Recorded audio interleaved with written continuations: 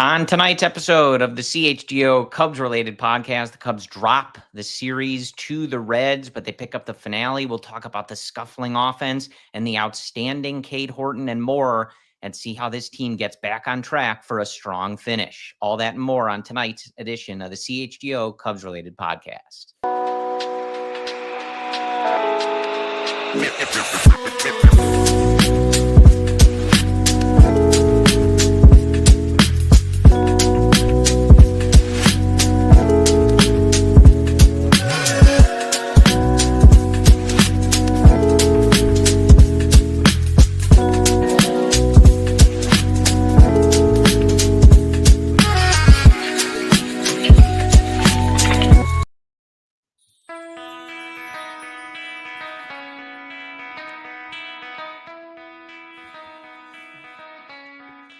This is the CHGO Cubs-related podcast driven by Toyota. Let's go places and bet 365. Whatever the moment, it's never ordinary. Use code CHGO365 at sign up.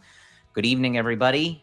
My name is Corey. I am joined as always by Brendan. We are coming to you live here on Thursday. It is August 7th. And Brendan, I'll start with this. Let's just say I think it's nice we're doing this show on Thursday after the win on Wednesday and not doing this show after either Monday or Tuesday's game, specifically Tuesday's game. Was it a rough couple games there, Corey? I'm sure Milwaukee lost a few games in that stretch too, right? Unfortunately, they never lose and will never lose again. Oh, yeah. Okay. Yeah. Well, it's been a tough time. It was a little weird, because I've come on here too before and talked about like how, especially as the summer was starting, the weather was heating up, like some of those environments at Wrigley Field were just exceptional, and they still are. But you get to then juxtapose it with the just absolute like air getting sucked out of the building on a night like Monday or like Tuesday as Kittredge was kind of falling apart in that one. Like, you just get that opposite experience. The boos were astounding. I don't remember anyone being booed that much. Yeah, I certainly was not a part of that. I mean, I get it; it's frustrating, but I don't think we should be booing them at this point. But that's a hot take, I'm not a guy that boos really. Certain situations, I guess, call for it. But no, that's not for me. Not for me. But hey, as Luke always says, fan how you want to fan. You want to pay your hard-earned money and yell at them. That's what you're paying to do. So we have a lot to talk about. Loaded episode as the Cubs prepare for a series with the St. Louis Cardinals this weekend. St. Louis Cardinals in 4th in the division at this point. So we'll look ahead to that. But we will talk about the offense. We will talk about the scuffling as of late here for a little while. The Cubs only a handful of games over 500 in their last like 50 or so. So it's, not been as exciting as the beginning of the year. All that said, the usual context, the Cubs still find themselves with one of the best records in the league. They still find themselves several games, secure in a playoff spot. Wild card at the moment. And unfortunately, as we discussed, the Brewers don't seem to lose. Andrew Vaughn has a .370 batting average for them. And that's just how it's going for them. And conversely, the Chicago Cubs. Will that change? I don't know. There's nothing we can do about that until the 5 at Wrigley Field, but it is what it is. Would you say it's fair for the fan reaction over the past week? A lot of hot vitriol reactions. We've seen the Cubs perform poorly, but some of the takeaways, it doesn't feel like this team is a few games away from having the best record in the league. Now, I understand it, but part of me wonders if we're being too overreactionary. And a lot of this is driven by an historic run by Milwaukee. And I get it, but I don't lean into it. As you guys know, like you're not seeing me tweet stuff like that or talk about stuff like that on the podcast. But at the same time, I think I know where it comes from, right, Brendan? Like we talk all the time about how this team has not made a real playoff field in, nearing a decade at this point, not Milwaukee literally, has but now won a playoff closer series, by to. the way, since 2018. Just Sure. want to throw that out. Sure. But it's like less about the comparison to Milwaukee. That's part of it, right? Like you're not winning the division anymore. You at one point had what, a 6.5 game lead over them, and Oh, that that's is a now. significant, but that is a significant part of it. Of Like the course it Cubs have is, been but over 500 for the past like month. of course it is. Just I'm saying. I'm putting it all together. I think you Okay. also combine that with a lot of fans that felt frustration about the deadline. That was preceded by frustration about some of the offseason moves, that some of it was justified, which maybe it would get handled at the deadline. And then that's all coming after 2 years of not making the playoffs and, to varying degrees, like collapses, and failing, especially in 23. You had a really strong chance to make the playoffs that you then let that dwindle away. 2024, obviously you don't end up in the playoffs. So I think all of that sort of bubbles up to a lot of the fan base just not having a lot of patience for this. And of course it's driven by the Brewers. If the Cubs had somebody else as the other team in their division, yeah, maybe you're looking at a handful game lead in the division and you're not feeling this pressure. I think we'd be still having the discussion of like, oh man, what if the offense disappears in the playoffs and how do we prevent this from happening? But at the same time, you wouldn't have it exactly the way it feels right now, which is just sort of heightening that pressure. So I don't lean into it. I don't think you do. Like, we're not going to spend the next hour worrying about, are they going to miss the playoffs? Is Kyle Mm. Tucker the worst player ever? Or, whatever you're seeing on Twitter and stuff like that. But I understand where it comes from. I understand where it comes from too. I at the same time, I do feel as if this is prime territory for regretful takes and overreactionary opinions. When you're in the middle ground right now, in terms of projections, they have right now a 35% chance at the division, a 97% chance at the playoffs. Anything can go at this point. There's only 50 games left. Them getting to this point, they've overperformed their projections. And once you get to a 50 game stretch where you have basically a coin flip chance, you're at the the will of all of this nonsense. And so frankly, is Milwaukee. That's the takeaway I'm trying to give myself, at least. Now, in years past, I've been watching these games every single day since 2003. There's been stretches that have been good and fun and optimistic, and most of the time towards the back end of the season, it's been disappointing. 2018, 2019, and so on, but also 2016, really hot stretch to finish off August and September. How'd So that year go for them? it it went pretty well. Behind me it says 2016 World Series champions. Oh, Just to let you okay, know. good. Just clarifying. Just clarifying. But this is the middle ground I'm talking about. So I can understand the Yanks and the Yanks on the offensive slumps and Tucker slump, and that spirals into contract negotiations that they're going to have literally 5 months from now. I get the spiral, but I speak for myself. I've said things to you. I've thought things that ultimately were not true. They were Yeah. just too much at the time, and baseball is going to humble you, and it's also going to really frustrate you. Most of the time, it's going to frustrate you.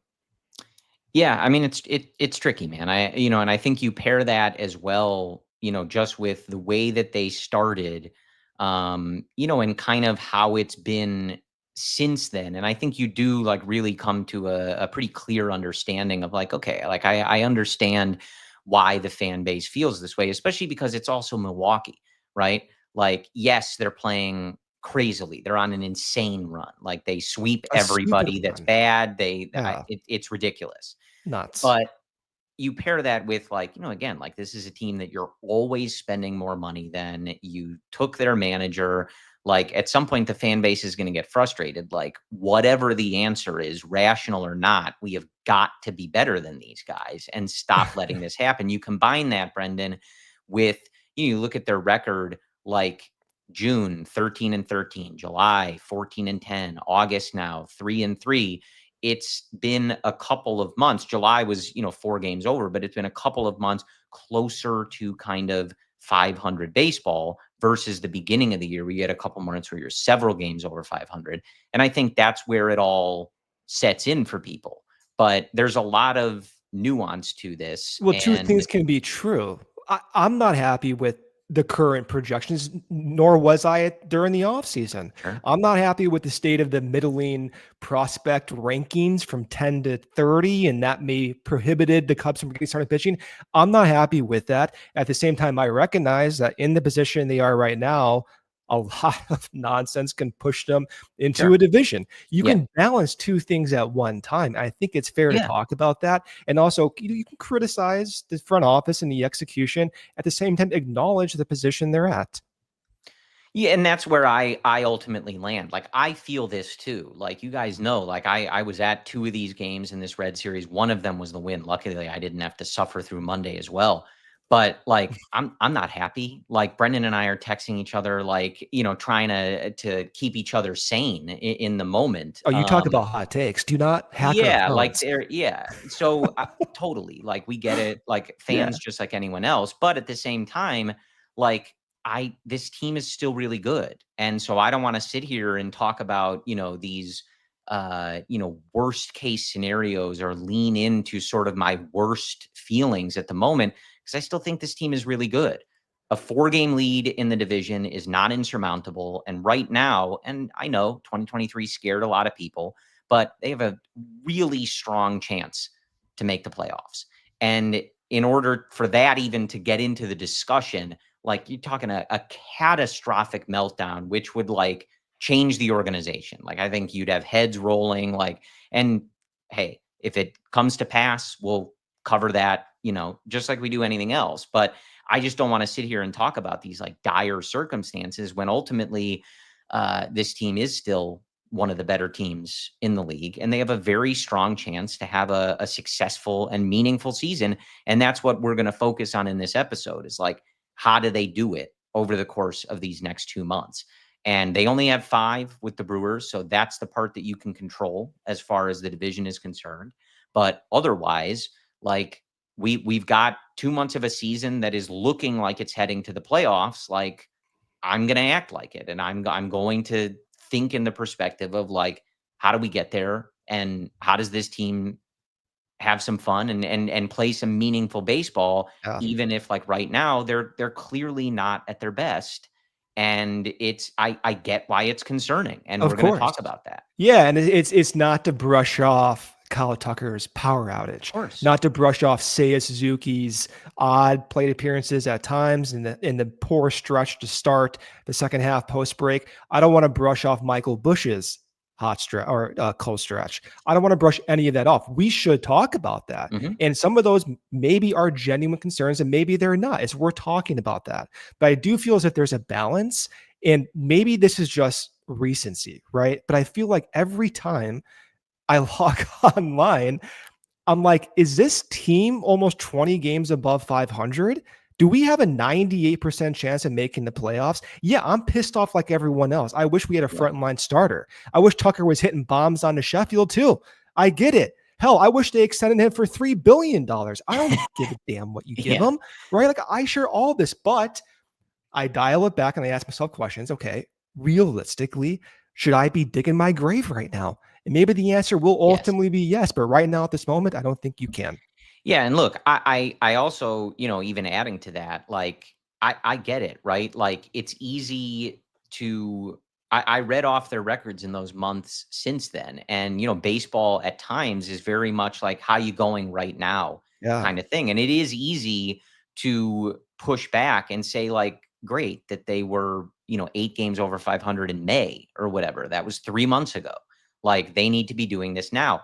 And I agree with you. That's true, but I feel like they're going to get back to that. That's sort of the ultimate conclusion here. Like, of course, the offense has been a mess since the All-Star break. And when we get back from our first ad break here, we're going to dive into that. We're going to talk about Kyle Tucker. We're going to talk about Michael Busch. We're going to talk about Seiya Suzuki. We're going to talk about the offense as a whole. But so they're not, you can't just point to May and only hold on to like, well, they have one of the best records in the league. Like right now, they're not playing like it, and that matters. It's not to dismiss that totally. But I think what we're getting at here, and we're going to hit our ad break, like, I believe they're going to come out of this and still find themselves in the playoffs one way or the other. And I think they can make some noise. Like, I'm not sitting here telling you I'm expecting them to win the World Series. I think there's some other rosters that are better than them and some teams that are better suited for the grind of absolutely. October. But like, Cubs are a good team. They've been a good team all year. And I don't think that they are as bad as their worst stretch, which I do believe they're currently in and hopefully breaking out of this weekend. But we'll break down the offense. We'll talk about the struggles. We'll look under the hood for some of these guys and dig into the offense when we get back from our first ad break here. Okay, Sunnyside Cannabis Dispensary is your home for judgment-free cannabis shopping, a welcoming space for everyone to explore, discover, and enjoy high-quality products. This summer, Sunnyside has everything you need to elevate your vibe. It's your one-stop shop with an expertly curated menu, over 100 strains to choose from, easy online ordering, and in-store pickup. With locations across Illinois, from Chicago's Wrigleyville and River North to Champaign and South Beloit, you're always close to your favorite dispensary. And if you're new to cannabis, Sunnyside offers expert guidance and trusted brands like Good News and Mindy's. And if you're a seasoned pro, check out our wellness advisor staff picks, plus premium lines like Cresco and Floracal. Shop now at Sunnyside.shop for bright buys every day. Get 50% off your first 3 online purchases with code HICHGO. Existing users enjoy 50% off of one Cresco Labs brand item with code CHGO50. Exclusions do apply for 21 or over or Illinois medical card holders only.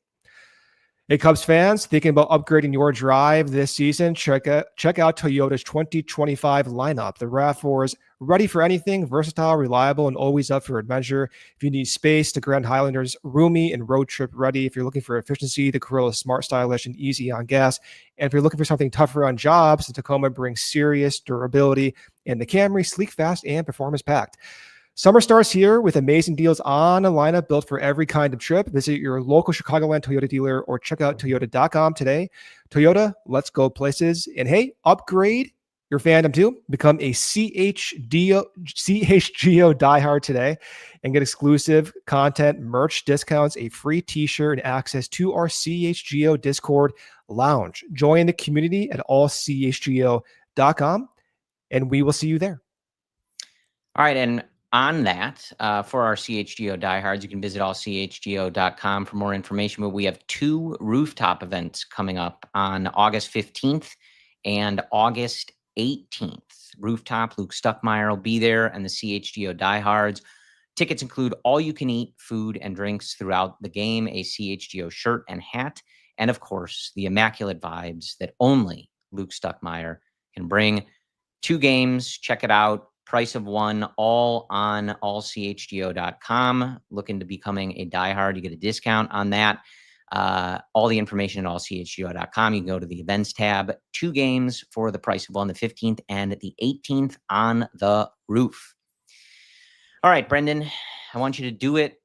I think you can, I'll give you a clue. You can do it with your fingers. Okay. I want you to hold up in the month of August. Of course, it's a small sample, but in the month of August, between Seiya Suzuki, Kyle Tucker, Michael Busch, and Pete Crow Armstrong, I want you to throw up how many extra base hits do they have in the month of August? In the month of August? Oh my gosh. Well, you said I can count them on my fingers. So I'm going to go with Tucker, I know, has maybe 1. Busch, I'm going to go 1. You said Seiya and PCA in that group?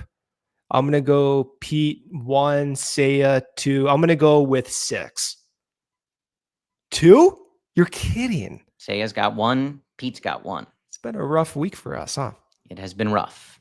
Rough So that's not good. Can I add something to that? Sure. Post break, PCA though has 13 extra base hits. So really the slump is within the last week. So that's what I'm going to get to next. I'm going to look at some of the guys' numbers since the All-Star break, because I think when something like this happens, like everybody, like whose fault is it? Right? Like, is it Kyle Tucker's fault? Is it Seiya's fault? Is it Dustin Kelly's fault? Is it Craig Counsell's fault? Somehow it's still David Ross's fault, I think. And look, you guys know I talk about it all the time. I love Kyle Tucker. Even watching this, The Brinks truck is still on. I have them on call. I'm ready to send them as soon as Tom gives me the green light. We'll try to figure this out. I know Brendan broke down a little bit of some of the swing data last week, that it still kind of looks normal and not really showing like, this guy's hurt. Like here's this blip in the radar. But I'm not he's the man, right? He was traded to be the man. He's going to ask to be paid to be the man. And that's literally what his walk-up song says. Like, feel like the man when I walk through. Like, Is that what he's it the is? man. Look at that. So heavy is the head that wears the crown. He gets the blunt of it. And his presence not being at that superstar level, even though he has not been the worst of the guys we're going to talk about near the top of the order, not even close, really. He's the man. So that's where it's going to get directed. That's where you're going to feel it the most. And when we talk about some of these guys, you have to remember, and I know you were alluding to this, I think a little bit on social media, Brendan, like Seiya, Michael Busch, PCA. Again, PCA has been really good since the All-Star break, just not so much in this last week. He's not really a part of that, except for like in the month of August. But with those guys, Seiya's in his third year. He's got a year and a half-ish of that sample. Yeah, right. Sorry. Of that sample, of being that really, really good MLB level hitter. Like since the fall of 23 till about a month ago. Michael Busch, second full year, and was performing even better than his rookie year to start this. Those guys having slumps or needing to adjust or just not being those, absolute studs that they were for the better part of this season, that's okay. That's not like an unrealistic thing happening. These guys are not like those established veteran star hitters. Kyle is. So that's why you're going to feel it more, and where you're going to get the ire drawn mostly at him, fair or otherwise. You want to be the man. That's what comes with the territory. But I do want to read these numbers and kind of just illuminate this, and then I'll turn it over to you, Brendan, for thoughts on, these guys, individually or otherwise. Since the All-Star break, so that is July 18th when they came back on that Friday. Just as we were talking, overall, Pete Crow Armstrong, 120 WRC plus, 254, 294, 508. So still really strong. Not quite where he was throughout the beginning of the season, but a lot of that is being brought down by this recent August stretch. But still, overall, really good numbers. Kyle Tucker, 113 WRC plus, 212, 388, 308. So just under a 700 OPS, but still slightly above league average hitter. So that's the thing with him and being a superstar, is that his slumps, you feel them more because you need that guy at that top level, but he hasn't been atrocious. He's been an above league average hitter, just doesn't feel like it, right? Then we keep going, and this is where it, starts to get, I think a little more concerning perhaps. And that's when you are looking at Seiya Suzuki and Michael Busch. Michael Busch, since the All-Star break, it's only 66 plate appearances. For all these guys, it's only 60 or 70 plate appearances. But for Michael Busch, 153, 242, 254, a 45 WRC plus, and that would be a 496 OPS. Seiya Suzuki, 79 WRC plus, 172, 310, 293. So again, another really putrid OPS. When I started this, I was saying everybody wants to point one finger and who's to blame. That's the answer. The answer is that since the All-Star break, and some of those stretches extend a little bit before that, right? But your top guys, two of them have been like, Michael Busch has been awful, frankly. Seiya, big game on Wednesday, and hopefully the one that turns it around. Really hard hit balls in that game. He looked much more aggressive, decisive, and like himself. But your main guys, they're not doing it for you. They're not slugging. They're not driving the ball, and they are not pacing that offense. I thought this series, Brendan, last thought, this series really highlighted that, right? In the one game on Monday, you get the Dansby Swanson home run, but not much of anything else as he's moved down to the 8 or 9 spots in the order. You get like a Matt Shaw home run, not much else from the bottom of the order. Those things, when this lineup is cooking, and earlier in the year, for the first couple months, their 7, 8, 9 spots led the league in RBIs, right? Those were bonuses, Brendan. That was what was pushing the offense to 6, 7, 8. All those times we saw 10 plus runs, that's what's pushing it. Not really drawing it up that a Dansby 2-run home run is the only source of offense that you're getting. So that's what's driving it, man. And hopefully, Seiya Wednesday is the breakout. Busch, he'll come out of it. He's been a great hitter for, over a year now. It's a bad slump, but he'll come out of it. And Tucker, if the finger thing is a thing, I don't really know what to say about that. I hope these 2 days have helped him. Number 1 leadoff, Michael Busch. You read those numbers off. You can't have your leadoff guy bat 153 and be followed by Kyle Tucker, who may be dealing with a finger injury. We still need more detail on that. Some of the quotes, it's just leaving me more wanting information. I don't know what's going on with the finger. So he's not driving the ball. And then third, you read it off. Seiya Suzuki's also not performing either. So number 1, number 2, and number 3 are not performing. Then what gets hidden is Ian Happ's resurgence and Nico Horner's consistency and Matt Shaw's surgence. That gets hidden. But with Seiya, I will say some of the at-bats, especially going back to 2022, there's stretches where it doesn't make sense to me. And I look at Seiya's post-All-Star break stretch, and his walk rate is 17%.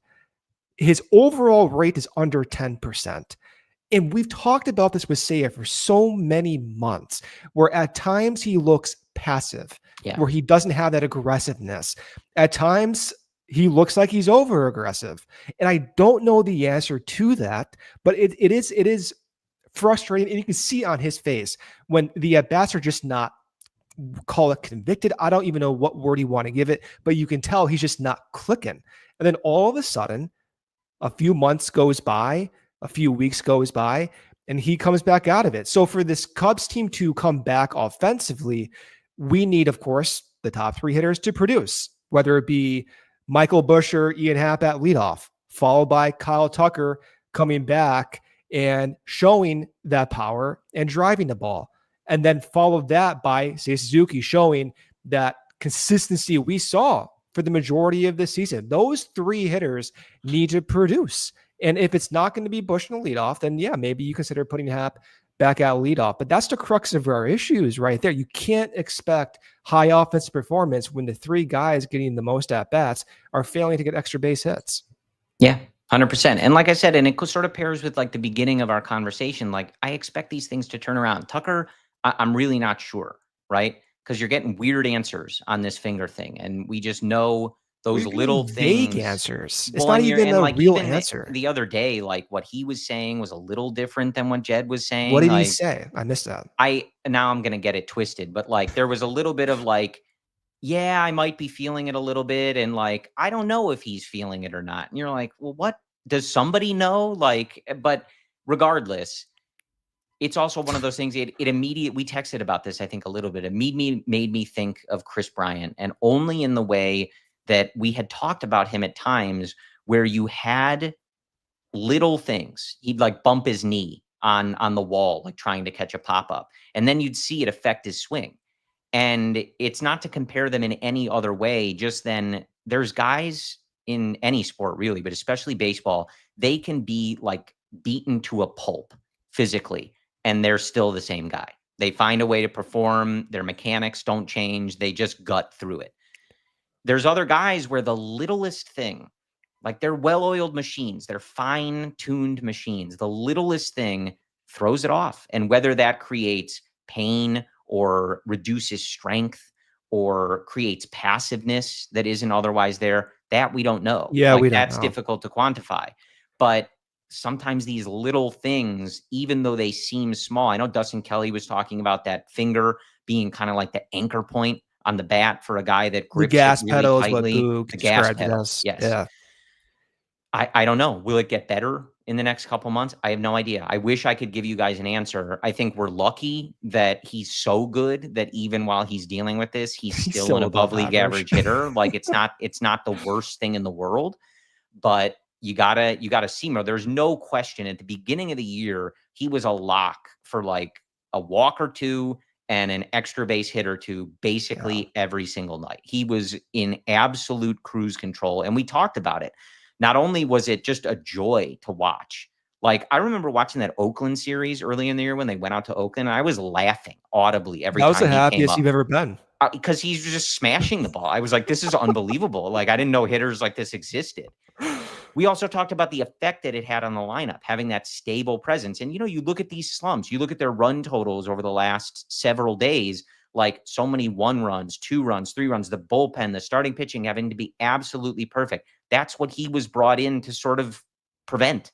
I mean, Like it feels a his little bit like the constant, last 2 years when he's not yeah, performing. his constant presence was supposed to provide, or at least somebody's getting on base, somebody's driving the ball. And if anybody else can kind of participate, you should be able to avoid these stretches of just absolute like dearth, of offense. And when he's not going like that, you either need somebody else that's ridiculously hot, or this is what you're looking at. And so the timing of Seiya playing like All this, 3. Busch, It sucks. Tucker, and even just in August, PCA, it's like, yeah, man, they might not score a lot of And runs. You're relying on the bottom of the order. the crazy part about that is that the slide is not even worse. Now, I don't want to be optimistic. Rarely am I optimistic, by the way. But it could be a lot worse when your top 3 hitters are not driving the ball at all. When you read PCA, Busch, Tucker, and say only having 2 extra base hits over the last 7 days, man, it could be a lot worse. So you Yeah, do fair. expect some normalization to occur. Well, all right. We got to hit our second ad break here, but I'll add that it is funny, Brendan, and I What? include ourselves in this, that there was so much consternation and hand wringing over the lack of pitching acquisition at the trade deadline. And since then, the pitching has been excellent. This is only why I hate reason, this sport, as you just said, that this is not a real mess of a slide here, it's because they're also only giving up 2 runs a game. Yeah, Ace Ben Brown, Ace, Right. forget Soroka. So Ace Ben Brown. we'll keep talking about the offense soon. We are going to dive into Cade Horton because that is a big deal and it's been awesome. But we'll finish on the offense when we come back from our next ad break here. Okay, just like your favorite team needs a home field advantage, your home needs a home floor advantage, and Empire Today can make it happen. They've got true flooring experts, people who live and breathe flooring every single day. We've all been to those big box stores. Sure, they have a flooring department, but the person helping you might have been working on sinks yesterday and could be in the Cubs bullpen tomorrow. With Empire Today, you get clear, upfront, all-inclusive pricing, and they bring the showroom right to your home. See how the flooring looks with your lighting, your furniture, and get precise measurements so there's no surprises. Schedule a free in-home estimate today because some things are just better at home. CHGO listeners get a $350 discount with promo code CHGO. Yes, $350 off. Just use code CHGO. Restrictions do apply. Visit empiretoday.com/CHGO for full details. 800-588-2300 Empire. I got that jingle stuck in my head. Nobody also likes being hot, sweaty, and sticky in the middle of summer. It's the worst. There's nothing better than walking into your house and feeling that nice, cool blast of air conditioning. But is your AC ready for another Chicago summer?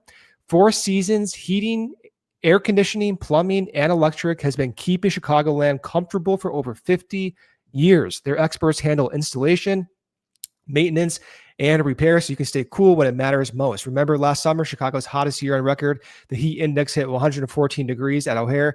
Imagine being stuck in that without good AC. No, thank you. With Four Seasons, you get reliable service from techs you can trust, and they never charge extra for nights, weekends, or holidays. Right now, schedule your Four Seasons AC tune-up, save $50, and get a 1-year, no breakdown guarantee. That's peace of mind all summer long. Your trusted local experts are Four Seasons Heating, Air Conditioning, Plumbing, and Electric. Visit fourseasonsheatingcooling.com for special offers and money-saving coupons. That's fourseasonsheatingcooling.com. All right, Brendan, back with you. Yeah, the offense has to turn it around. That's the main thing, and I appreciate.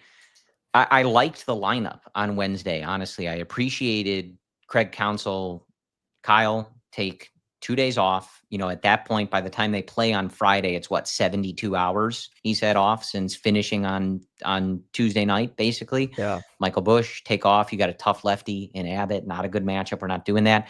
And just moving guys around, right? Like Nico up at the top, Justin Turner up at the top, moving, even Pete down, Carson Kelly up toward the, just loading up on those those righties and the guys that have hit lefties better, and just seeing what happens. And it worked. They end up scoring several runs. And like I said, one game doesn't reverse a slump, but that was certainly an encouraging one from Seiya Suzuki. Some real hard hit balls. And again, just looking more aggressive, decisive, and the driver in that offense. And again, to that same point, like you talk about the games before, like Dansby, your only source of offense, and that should be the bonus. You saw the different thing on Wednesday. One of your top of the order guys, Seiya, pacing the offense, really setting the tone, slugging, and the rest of it all falls into place. And I know you're going to roll your eyes at me again, but I do want to point it out again. One more time, Your Justin guy Turner is smashing lefties, man. Like he's doing what they brought him in to do. Listen, admittedly, hand up. I wanted them to sign him in the first place. I supported it when they did. I was losing patience a little bit, right? It took a minute to get there, but he's kind of doing the same thing he did last year. And the overall numbers, he's been really good against left-handed pitching. He's also been great as a pinch hitter. So I'm not saying he should be the 2-hitter every day, but it's nice. Sure sounds like it. Yeah, that's exactly what I'm saying.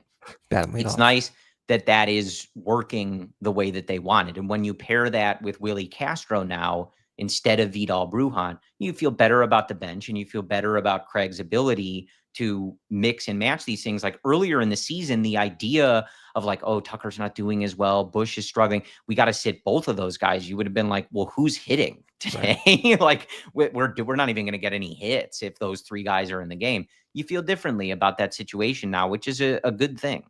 Willie Castro has played in 5 consecutive games. Third base, all over the place. Yeah. All over the place. Third base, center field, right field, left, can go everywhere, right? So what does this allow Counsell to do? You can give PCA a day off when he's facing the tough lefty. You can give Tucker a day off, maybe to help that finger. We don't know. You can give a struggling Dansby a day off, right? So you can mix and match a lot of these different selective matchups to help boost people. We saw before the All-Star break and prior to Castro being acquired, Matt Shaw did not play in New York, had 3 consecutive days off, incorporated some adjustments that we saw help propel him to 5 home runs post-break. We've seen this dating back now 2 years ago when Seiya Suzuki was quote-unquote benched in that San Francisco Giants series, and then that propelled him to having a hot stretch that second half. So those instances, those 1 days off, 2 days off, they can really help people come out of their funks or get the rest they need. And I trust Craig will be able to find those matchups. And we've seen it done successfully. Dansby comes back, right? After a day off, home run, right? Or 2 days off. We've seen this time and time again from guys who just kind of need that rest. So I do appreciate that.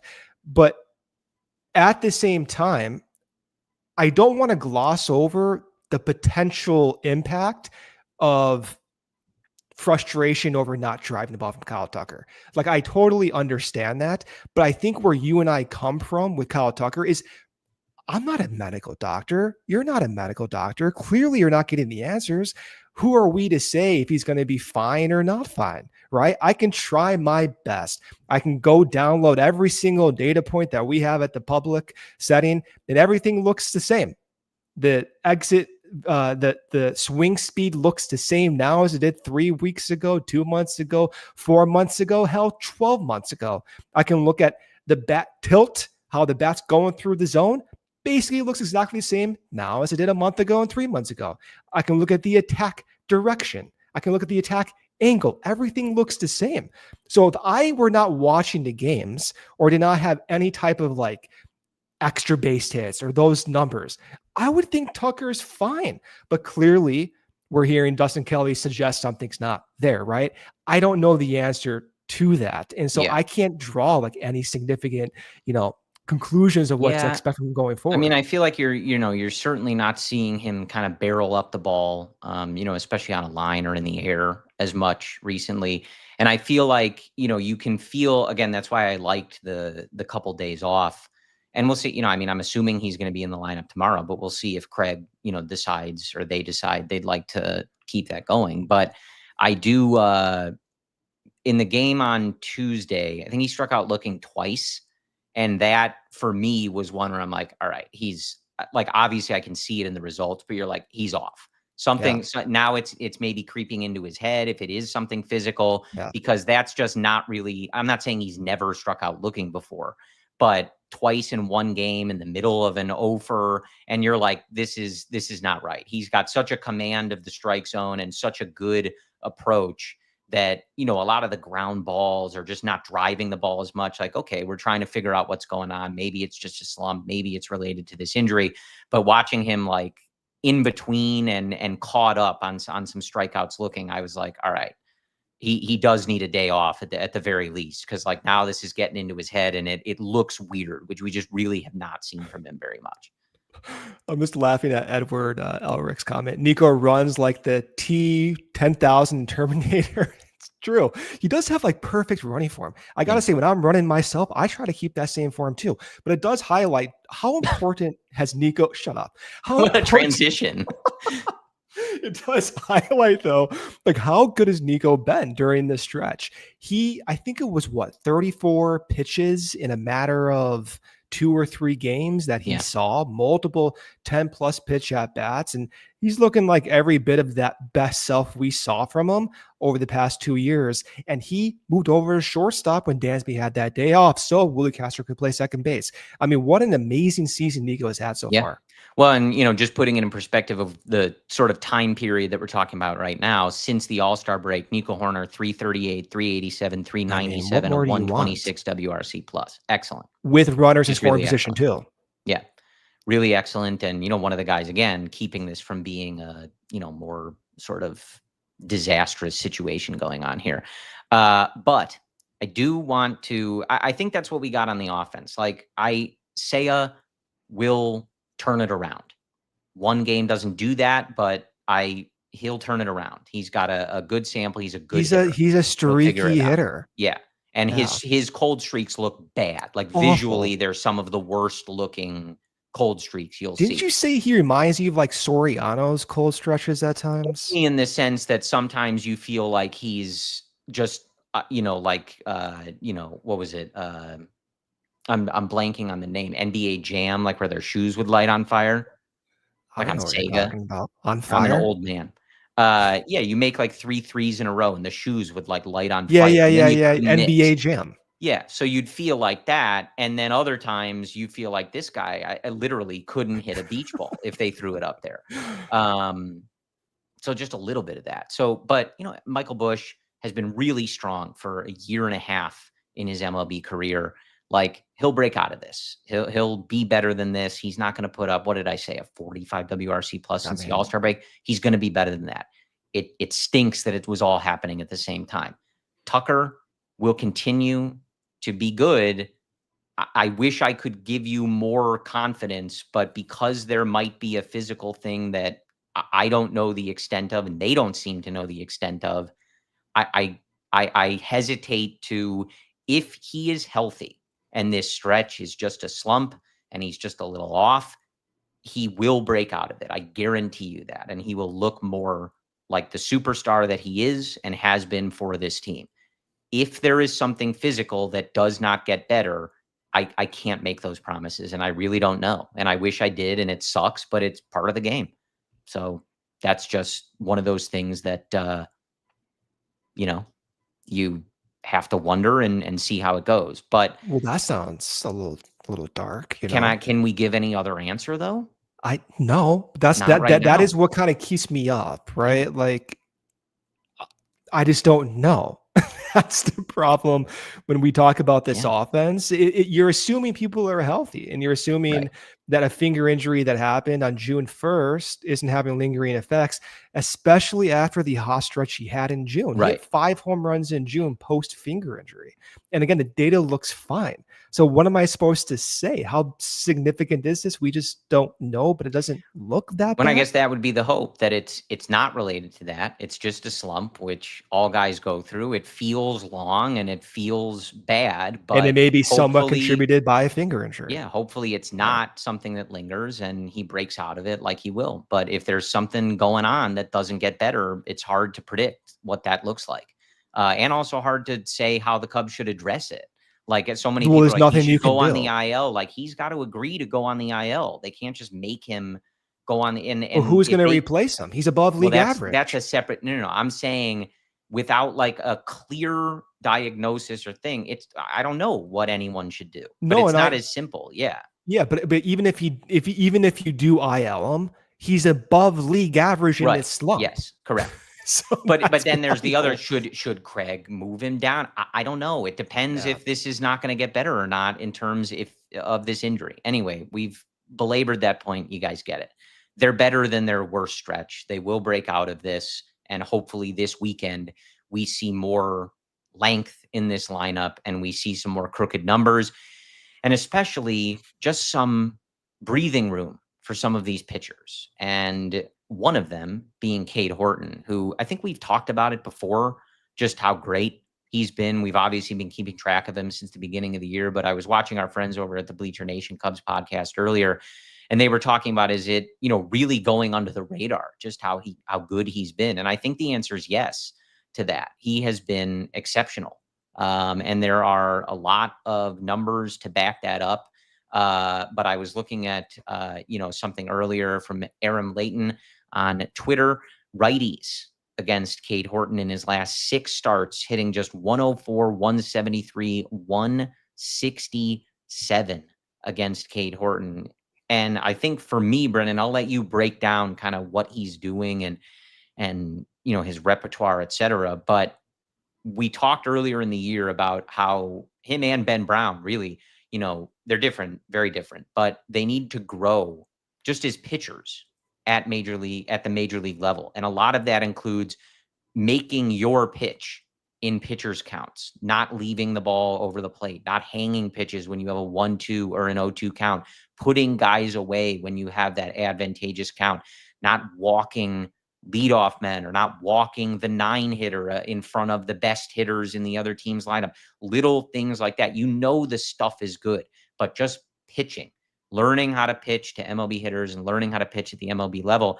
And I feel like Cade, even just watching from the stands, and I know you can dig into the data to back this up, but you can see him making these strides and just getting better in these areas as he has gone on in the year. And for a guy that was the Cubs' top prospect, is young, and someone you're hoping is anchoring this rotation for years to come, the way he has developed throughout this year is exceptional, Brendan. And kind of like the way we talked about PCA breaking out, it's not necessarily to that level, but it's a really important thing for this franchise that you potentially have an under control, young, high flying prospect that moved fast through your system, performing really well at the MLB level and setting himself up to be a staple in this rotation. Yesterday's start, he threw a strike in 84% of his pitches. For a minimum of 65 pitches, that is the highest strike percentage in the league. This is a rookie, right? Learning on the fly, as you said, developing new pitch types. When he was coming up through the system, we heard about the cut right fastball, we heard about the sweeper, but he's going about his business by layering on new pitch types or refining pitch types he was working on over the past 2 years pre-injury last year. That sweeper he threw yesterday, only in 10% of his pitches. He threw a sinker in 15% of his pitches. He flashed a changeup as his most used off-speed or breaking pitch. Then it was a sweeper, and then it was a curveball. So it's a diverse pitch mix from a developing rookie. Now, that sinker, I want to highlight the sinker. So if we look at what that pitch has looked like, one of the questions I asked before we did this podcast was, what pitch type is looking the most different? Can we find anything that stands out that Cade's using differently and that looks different? And when you look at the four seam, it looks basically the same. When you look at the sweeper, it looks basically the same. The one pitch type that does look different is the sinker. And you're seeing the frequency of usage go up. So in July and August, using it about 8% of the time. Again, yesterday, 15%. Before that was around 1 to 2% in games. So he's really relying more, relatively speaking, on the sinker to right-handed batters.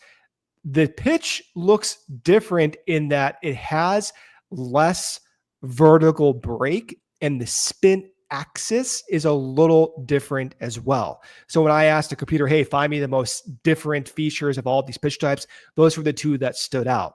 Now you can see on the left, he's hammering that sinker low and inside to right-handed batters. We talked dating back to 2019. Sinkers more elevated or up and in to right-handed batters. In this case, he's throwing it down and in. Over each start, as on the right, you see each dot is one start, or rather one sinker. You can see that the blue pitches on the top right, that represents more carry. So the pitch is elevating more, and it has a different type of spin axis to it. Actually has a little bit more run to it.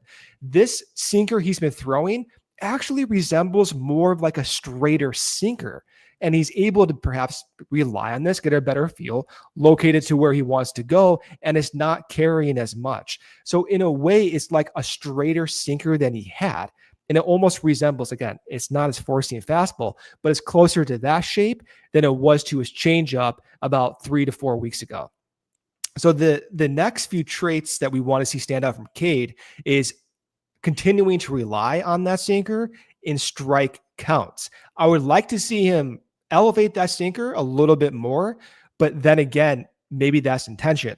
I would also like to see the fastball elevate a little bit more. We did see that last start, by the way. I think anecdotally his highest used fastball in the strike zone all year. When he misses down. And I would like to see those misses not missed down as frequently, but when he misses, it's in the strike zone, and his pitch types are so good, it's generating weak contact.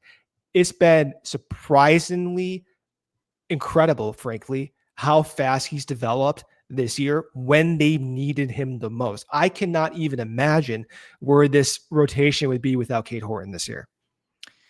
Definitely. But it's very exciting for the rest of the season and for the future. It also, does make you sort of think like, man, like if Justin Steele was healthy and Cade Horton was doing this, like in the 4 spot in this rotation, but I digress. It's really exciting. And also, you get kind of a little bit of an insight. We're not sure how they're going to continue to manage it through the rest of the year. But we do see everyone was freaking out when he got taken out the other day, early, but it sounded like 75 was the limit. That was the plan all along. Elly De La Cruz, much worse, when you bring in a lefty. So it made all the sense in the world. And then it sounds like, 75 was the limit anyway. So do they keep that on every start? Do they let him cut it, some of the days? We'll see. They want to keep him fresh, and they want to keep him pitching great out there, like you saw on Wednesday against the Reds, as long as they possibly can. So you may see more of that. I'm sure it's going to frustrate some folks, in games where it feels like he's rolling. But if they feel like that's the best way to have him effective and able to contribute to this team going into September and potentially October, then you got to let them do it. And, it's similar to even the way that, the Brewers have managed Miz at some of those times. You'd rather a handful of innings that are really good from those guys than having to shut them down at the end of August and not seeing them again on your mound. He's on pace right now at this rate for 135 to 140 innings. So is there an inning limit? We've heard there's no innings limit. Of course, there's different fatigue thresholds they may have defined. That's not innings specific, but clearly there's some type of limitations they're putting on them. Yeah, we'll see. He also, he's clearly like a John Lester kind of guy. Like he's Oh going to yeah. tell them he's tired or fatigued or anything over his dead body. So they're going to have to figure that out on their own because he's going to want to be out there and take that ball in the Well, let playoffs. me ask you the question. I mean, you're Yeah. not going to know, right? But like, do you see Cade Horton starting games in, let's say, middle October? Do you think he gets to that point? Do you think the Cubs let him? Yeah. Nice. I think they're going to try as long as he's not showing anything physical or reporting anything, on his Yeah. off days or his rehab days or anything like that. I do think they're going to try. And that's why they're doing this early. Again, it's frustrating. I understood. I was at the game and before I looked around and saw that 75 seemed to be the limit. And of course, I don't have Ellie De La Cruz splits handy, Oh, you just like don't? in my head. I But thought you I'm like, did. oh, this makes sense. And like clearly they're deciding like this is a better matchup. And if this is an opportunity to keep Cade fresh, not push him to his absolute limit, does that buy you an extra start, an extra inning down the road? Maybe. So they're Yeah. clearly monitoring this, and that's what their goal is. So yeah, I'm certainly hopeful. I want him taking the ball for this team in the playoffs, and I think they do as well, and they're going to do what they can to get him there. One thing with Cade, before he was called up, we heard about the fastball shape changing as the game went along. This is like what, early April when he was performing well in Iowa. We were asking, okay, when's Cade going to come up? But the answer was, despite the success, the fastball shape was changing like fourth and fifth inning before he was called up. So if you're watching the game, you're wondering, right, how is he looking? Is he lasting stamina wise? Go to Baseball Savant, just go to like the illustrator. You can watch that fastball shape change. But if it's static, if the velocity static, if the movement static, that's a good sign. And so far we've seen throughout every start, it's static. So I'm in no reason to believe that anything's changing or he's showing fatigue. What the stats can't quantify, Brendan, is that dog in him. Can't I mean, quantify he that, and he's clearly got has it. it though. He So, clearly has it. all right, wrapping up here. I don't think we'll need overtime tonight. All right. But setting up this weekend, pitching matchups. Friday, it is Michael McGreevy for the St. Louis Cardinals against Matthew Boyd. Saturday, it is Andre Payante against Colin Ray. Sunday, Sonny Gray versus Shota Imanaga. All members of the St. Louis Cardinals rotation starting these games have an ERA north of 4.2, at least one All right. over 5. Here's the deal, folks. We talked about it at the beginning, right? Sweet. Some of these slumps may continue. Hopefully they break out soon. But ultimately, you look at this last week of baseball. Friday, 1 run against the Orioles. Saturday, 3 runs against the Orioles. Sunday, 5 runs. Monday, 2 runs. Tuesday, 1 run. Wednesday, finally, 6 runs. Most of those games, it's not good enough. That's the plain and simple truth. It's easy to sit here behind a microphone or in the stands or on our couches, say they got to score more runs. They need a better approach or but ultimately it's not good enough. You cannot put your pitching staff on the hook to try and protect a 1-run lead, a 2-run lead every night. If you do that, everyone, we talked about like the booing of Kittredge, right? And I've said this before. If you're always asking your bullpen to shut down a 2-1 game or a 3-2 game, stuff like that, a spoiler for you, everyone is going to hate the bullpen. That's what's going to happen. There's no bullpen that is equipped to survive that. And that's the story in St. Louis. They need to score runs. We can yell about the trade deadline. We can yell about the offseason. There'll be time to relitigate all that stuff. But ultimately, right now, guys have to do their jobs. They have got to hit and they have got to score runs to give this pitching staff some support. What we saw over the last couple series, quite simply, it wasn't good enough, Brendan. It has got to be better. And you saw some good pitchers in there, but you also saw some like really high ERAs, some guys that you really feel like you needed a better approach and better results against. And this Cardinals team is in 4th place. They're not going in the right direction. You got to turn your stuff around, and it starts with this offense, man. Yeah, it starts with the offense, starts with Seiya Suzuki showing that aggressiveness. Maybe the walks go down against 17% walk rate, just too much. Maybe Tucker's 72 hours off, whatever it is, ends up helping the hand. Maybe we see a home run or 2 or 3. Don't get too crazy. That would be Slug nice. would be nice. Yeah, Slug would wherever be it comes nice. from. Hap continuing to look good, Shaw continuing to look good. If you align all that together, let's say you take Hap's resurgence and Shaw's performance and you merge it all together into what you saw from the first three guys for the first 3 months of the year, well, you can do the math. Yep. Rally cap and standing says it. Need the April Cubs. Yep. That's right. Those April, May Cubs. That's the offense that we need, and I hope we get it in St. Louis. All told, we'll see what happens. The division gap is 4, but the Cubs still one of the better records, holding on to a wild card spot. But they do need that offense and these results to get better and be a little better than kind of hovering a little bit over 500 over the last few months. Hopefully it starts on Friday in St. Louis. Get on a run here, and we'll take you to the stretch run. We appreciate you tuning in. We'll be back with you next Thursday. And as always, go Cubs. We all silly like the mayor.